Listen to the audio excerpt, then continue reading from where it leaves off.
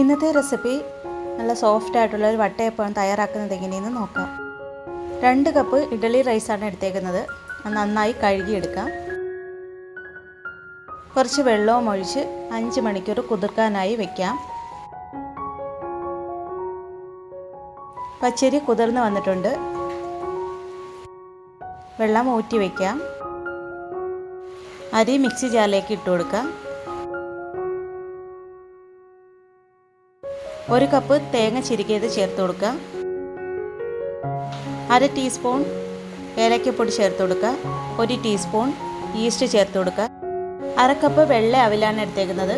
അത് കുറച്ച് വെള്ളം ഒഴിച്ച് കുതിർത്ത് വെച്ചിട്ടുണ്ട്. അതും കൂടി ഇട്ട് കൊടുക്കുക. മധുരത്തിന് ആവശ്യമായ പഞ്ചസാര ചേർത്ത് കൊടുക്കുക. 1/2 കപ്പ് പഞ്ചസാരയാണ് ഞാൻ ചേർത്തേക്കുന്നത്. 1 കപ്പ് വെള്ളവും ഒഴിച്ച് അരച്ചെടുക്കാം. അരച്ചു വെച്ച മിക്സ് ബൗളിലേക്ക് ഒഴിച്ചു കൊടുക്കുക. ഇതിലേക്ക് 1/4 ടീസ്പൂൺ ഉപ്പ് ചേർത്ത് കൊടുക്കുക. ജസ്റ്റ് ഒന്ന് മിക്സ് ചെയ്ത് കൊടുക്കുക. 2 മണിക്കൂർ വെയിറ്റ് ചെയ്യാം. മാവ് നന്നായി പുളിച്ച് പൊങ്ങി വന്നിട്ടുണ്ട്.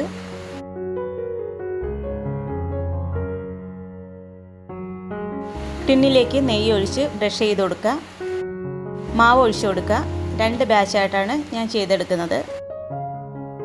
വെള്ളം തിളച്ച് വന്നിട്ടുണ്ട്. ഇതിലേക്ക് സ്റ്റീമർ വെച്ച് കൊടുക്കുക. മാവ് ഒഴിച്ച് വെച്ച ടിന്ന് ഇതിലേക്ക് വെച്ച് കൊടുക്കുക.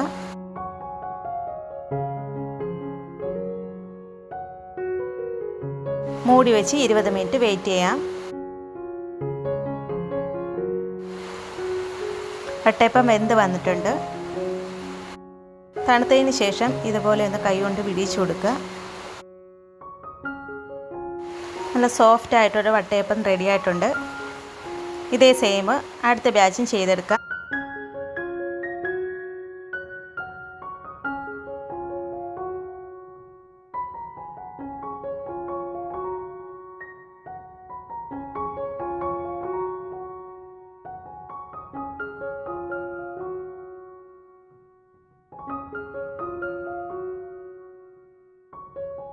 നല്ല സോഫ്റ്റ് ആയിട്ടുള്ള വട്ടയപ്പം റെഡി ആയിട്ടുണ്ട്.